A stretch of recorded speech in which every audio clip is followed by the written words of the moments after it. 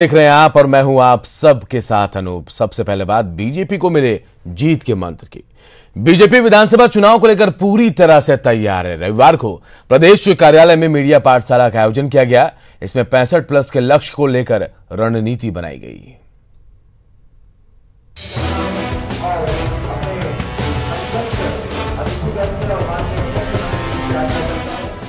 BJP के राष्ट्रीय संगठन महामंत्री बीएल संतोष ने पार्टी कार्यकर्ताओं को मीडिया के जरिए केंद्र और राज्य सरकार की उपलब्धियों को जन जन तक पहुंचाने की नसीहत दी है। रविवार को प्रदेश कार्यालय में आयोजित बीजेपी की मीडिया कार्यशाला में उन्होंने कहा कि 21वीं सदी में मीडिया की भूमिका बढ़ी है। अब 100% लोग किसी न किसी जरिए मीडिया से जुड़ गए हैं। न्यूज़पेपर अब गांव-गांव तक जा रहे हैं। बीएल संतोष ने बीजेपी मीडिया सेल से जुड़े लोगों को कुछ टास्क भी सौंपे। तो मीडिया को सही जानकारी देना और मीडिया के साथ कैसा व्यवहार करना, अपना आचार विचार और व्यवहार ठीक रखना, पार्टी के कार्यक्रमों को, नीतियों को, सिद्धांतों को मीडिया तक अच्छे ढंग से पहुंचाना, ये हमारे मीडिया के जो भारतीय जनता पार्टी के मीडिया के जो प्रभारी हैं उनका काम है। बीजेपी विधानसभा चुनाव में अनुच्छेद 370 और 35A को जम्मू कश्मीर से हटाए जाने को भी चुनावी मुद्दा बनाएगी। मीडिया सेल में इस बात के स्पष्ट संकेत दिए गए। पार्टी के राष्ट्रीय प्रवक्ता संबित पात्रा ने लगभग आधे घंटे तक सिर्फ 370 और 35A से जुड़े हर पहलू पर विस्तार से जानकारी दी। वहीं पार्टी के राष्ट्रीय मीडिया प्रभारी संजय मयूख ने विधानसभा चुनाव की दृष्टि से विधानसभा स्तर पर मीडिया मैनेजमेंट दुरुस्त करने पर जोर दिया।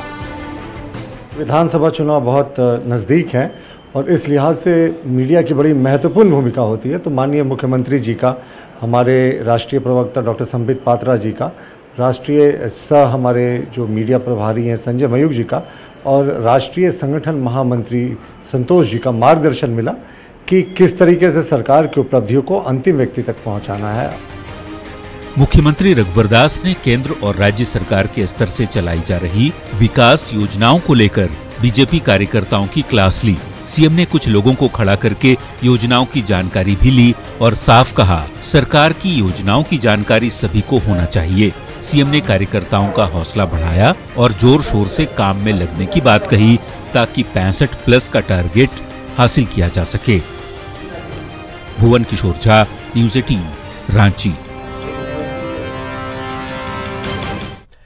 झारखंड में विधानसभा चुनाव की तारीख का ऐलान तो अब तक नहीं हुआ, लेकिन झारखंड फतह करने के लिए बीजेपी ने 1 महीना पहले से ही जान फूंक दी है।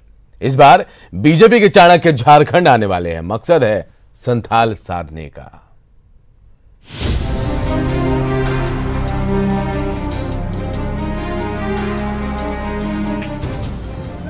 झारखंड में 65 पार के टारगेट को पूरा करने के लिए बीजेपी के चाणक्य यानी बीजेपी के राष्ट्रीय अध्यक्ष और केंद्रीय गृह मंत्री अमित शाह जामताड़ा पहुंच रहे हैं। केंद्रीय गृह मंत्री बनने के बाद अमित शाह पहली बार झारखंड की धरती पर पहुंच रहे हैं। लोकसभा चुनाव में जेएमएम के गढ़ में जेएमएम सुप्रीमो शिबू सोरेन की हार ने बीजेपी के लिए उम्मीद जगा दी है और इसी उम्मीद के रास्ते अमित शाह संथाल साधने के लिए जामताड़ा आने वाले हैं। संथाल परगना में चुनावी बिगुल फूंकते हुए अमित शाह 18 सितंबर को संथाल की धरती पर अमित शाह जन आशीर्वाद यात्रा की शुरुआत करेंगे। अमित शाह संथाल परगना में फूकेंगे विधानसभा चुनाव का बिगुल। जामताड़ा में एक जनसभा को भी करेंगे संबोधित। संथाल के 18 सीट पर फतह का देंगे टिप्स। अब की बार 65 पार को लेकर कार्यकर्ताओं में भरेंगे जोश और पूरे समाज के साथ साथ हमारे आदिवासी समाज के लोग भी कई संख्या में उपस्थिति अपनी यहाँ दर्ज करेंगे। अपनी वेशभूषा के साथ पारंपरिक रीति रिवाज के साथ नृत्य करते हुए यहाँ पहुँचेंगे। इधर देश के गृह मंत्री और बीजेपी के राष्ट्रीय अध्यक्ष अमित शाह के जामताड़ा आगमन को लेकर प्रशासनिक तैयारियां भी तेज हो गई है। चूंकि बेना मैदान से जन आशीर्वाद यात्रा का शुभारंभ भी साथ ही होना है, इसलिए जिले के एसपी, डीसी सभी बेना मैदान पहुंचकर तैयारियों का जायजा ले रहे हैं। हम लोगों ने हेलीपैड कहां बनना है, मंच कहां बनना है और सुरक्षा की व्यवस्था किस रूप में करनी है, कहां ड्रॉप गेट लगना है, इसका संयुक्त रूप से पुलिस अधीक्षक, उप विकास आयुक्त अपर समाहर्ता एवं अन्य हमारे जो पदाधिकारी हैं, डीएसपी हैं, उनके साथ हम लोगों ने अवलोकन किया है। सारी चीज़ें मोटा मोटी हमने यहाँ पर डिसाइड कर ली हैं। अब जो है चूँकि अभी भी प्रोग्राम संभावित ही है, जैसे ही हम लोग के पास फाइनल ऑर्डर्स आ जाते हैं उसके बाद जो है इन सभी को मूर्त रूप दे दिया जाएगा। अमित शाह के इस दौरे को लेकर बीजेपी कार्यकर्ताओं में उत्साह है और झारखंड बीजेपी को उम्मीद है कि जीत का कुछ ऐसा मंत्र अमित शाह जामताड़ा से देंगे कि संथाल भी सधेगा और सत्ता में फिर से पहुंचने का रास्ता भी साफ होगा। RP Singh, news 18, Jamtara.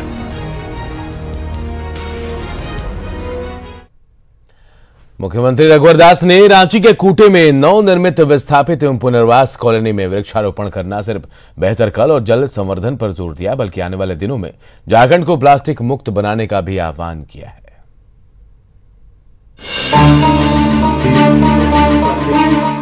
रांची में धुरवा के कूटे में विस्थापित परिवारों के लिए बनी 400 आवासों की कॉलोनी जल्दी हरियाली से भरपूर होगी, क्योंकि सीएम रघुवर दास ने इसका जिम्मा उठाते हुए कॉलोनी में पौधारोपण कर रविवार को 400 पौधे लगाए। मुख्यमंत्री ने इस कॉलोनी को स्वतंत्रता सेनानी ठाकुर विश्वनाथ शाहदेव कॉलोनी का नाम दिया।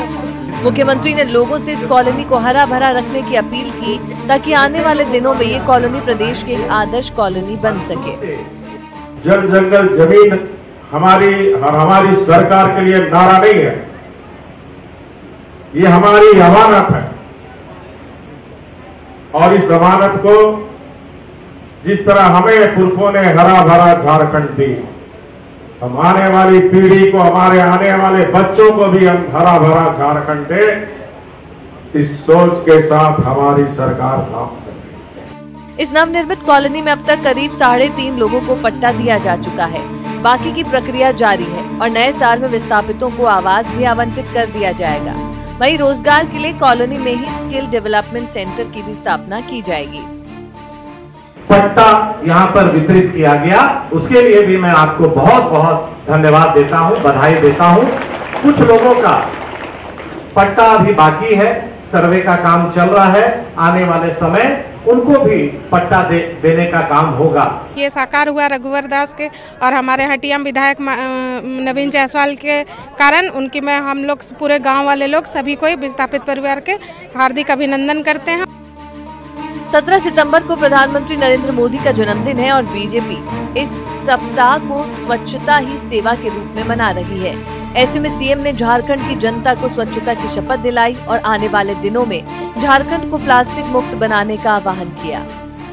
स्वच्छता ही तो सेवा करने का काम, अपने अपने मोहल्ले टोले आसपास में लोगों को जागरूक करके हमें आने वाले 2-3 महीने के अंदर झारखंड देश का पहला राज्य बने कि हम आपके इससे प्लास्टिक से हम फ्री हो। पर्यावरण की रक्षा के लिए वृक्षारोपण पर विशेष जोर देते हुए मुख्यमंत्री ने कहा कि इस कॉलोनी को हरा भरा रखने के लिए 3,500 वृक्ष लगाए जाएंगे। वहीं विधानसभा क्षेत्र को पर्यटन स्थल के तौर पर विकसित करने का भी उन्होंने वादा किया। नौशाद आलम, न्यूज़ 18, रांची। इधर सरायकेला पहुंचे केंद्रीय मंत्री अर्जुन मुंडा ने धर्मशाला में आयोजित मंडल प्रवास में हिस्सा लिया। इस दौरान बूथ स्तर तक के संगठन का उन्होंने हाल जाना और लोगों से सरकार की उपलब्धियों को जन जन तक पहुंचाने की अपील की। मुंडा ने केंद्र सरकार की नीतियों की जमकर तारीफ की और कहा कि 100 दिन में मोदी सरकार ने ऐतिहासिक काम किया और मुझे खुशी है कि मैं उस कैबिनेट का हिस्सा हूं। होगा तो पूरा भारतवर्ष के लिए कानून बनेगा। ये उपलब्धि 100 दिन के कालखंड में हम सब ने पाया। 100 दिन के कालखंड में ऐतिहासिक फैसला करने का लक्ष्य को पूरा करने का जो संकल्प था उसे करके दिखाया। इधर मुख्यमंत्री रघुवर दास को नेता प्रतिपक्ष हेमंत सोरेन ने लीगल नोटिस भेजा है, जिसमें उन्हें 7 दिनों के अंदर माफी मांगने को कहा गया है। हेमंत का आरोप है कि सीएम ने उनकी छवि धूमिल की है। इधर प्रक्रिया पर बीजेपी ने तीखी प्रतिक्रिया दी है। रघुवर दास के आरोपों से परेशान हेमंत, नेता प्रतिपक्ष ने सीएम को भेजा नोटिस। सीएम पर छवि धूमिल करने का आरोप। हेमंत पर बीजेपी की तीखी प्रतिक्रिया। देश में मंदी है।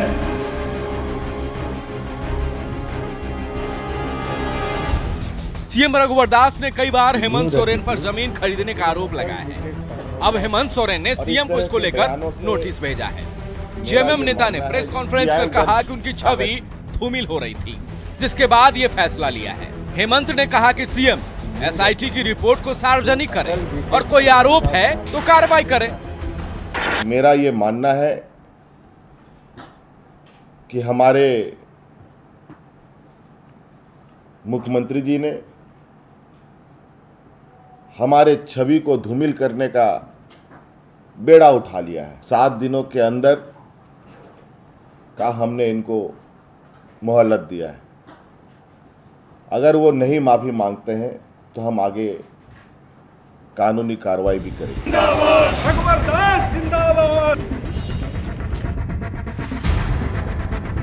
हेमंत ने पलटवार करते हुए सीएम के रिश्तेदारों के खिलाफ आरोप का हवाला दिया और कहा कि तमाम सबूत के बावजूद प्रशासन कार्रवाई नहीं कर रही।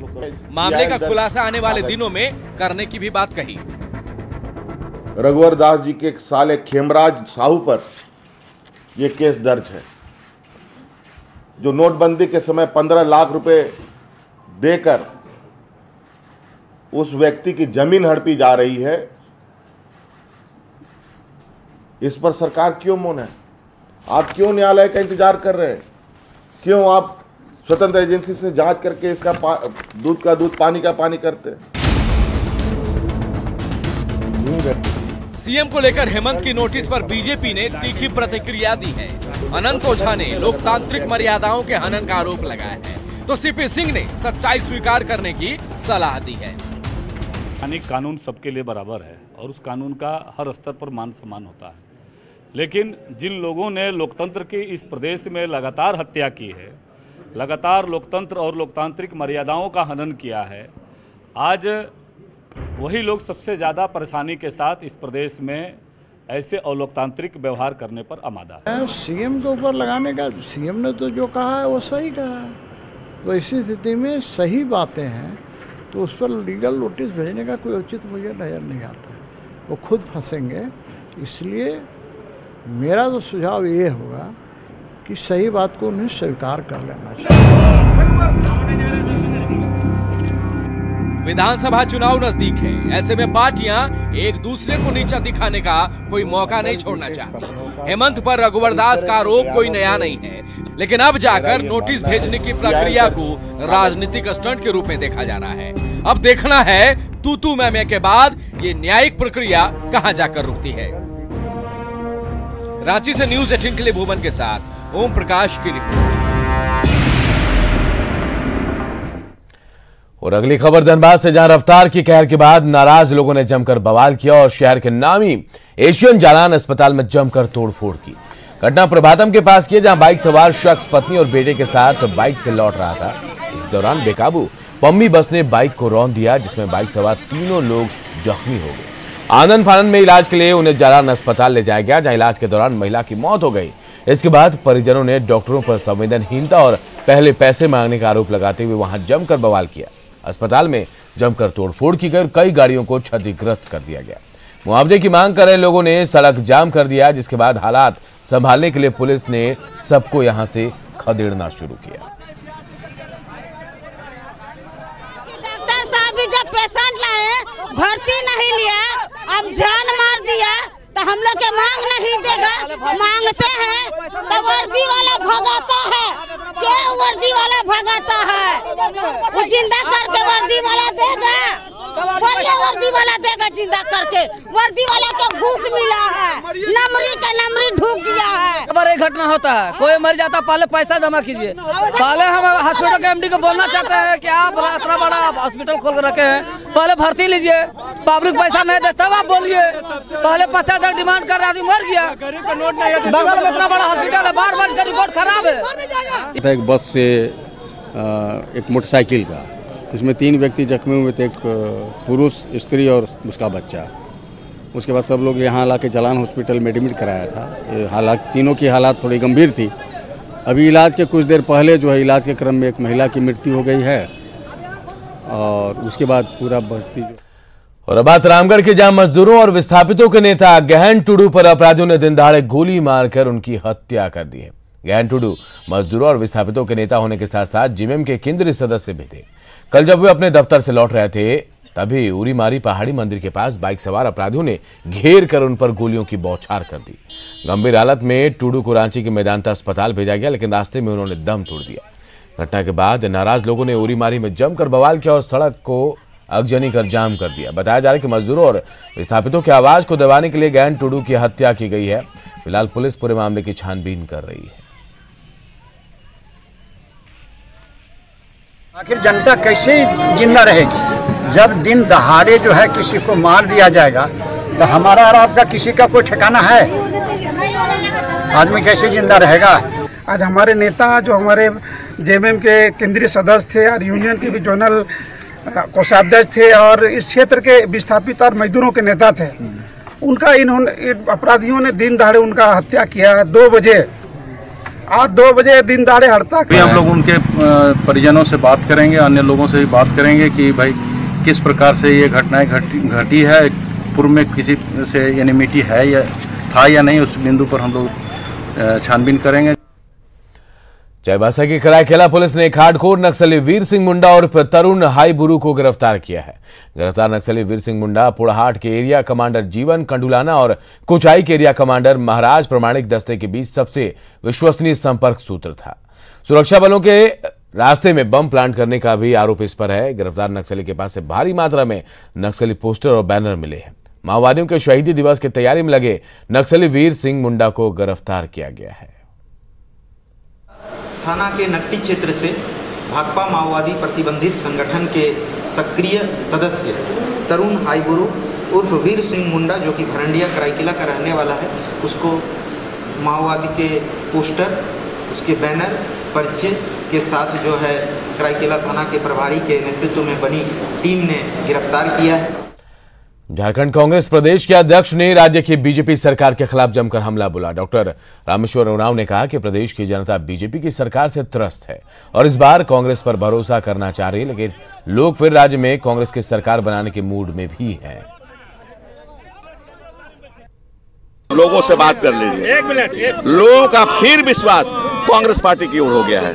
लोगों का विश्वास हम पर मत पूछिए, आप लोगों से बात कीजिए। ये कुशासन से उब गए हैं लोग, कुशासन के भाजपा के कुशासन से झारखंड में उब गए हैं लोग। विधानसभा चुनाव के लिए जेवीएम भी चुनावी मैदान में कसरत करते हुए दिख रही है। कोलान युवा सम्मेलन के जरिए संगठन विस्तार के साथ साथ वोटरों को साधने में भी जुटी है। पार्टी सुप्रीमो बाबूलाल मरांडे खुद सिद्धगुड़ा के टाउन हॉल में आयोजित इस युवा सम्मेलन में पहुंचे, जहां उन्होंने महागठबंधन सीट शेयरिंग संबंधित तमाम मुद्दों पर पार्टी की राय रखी।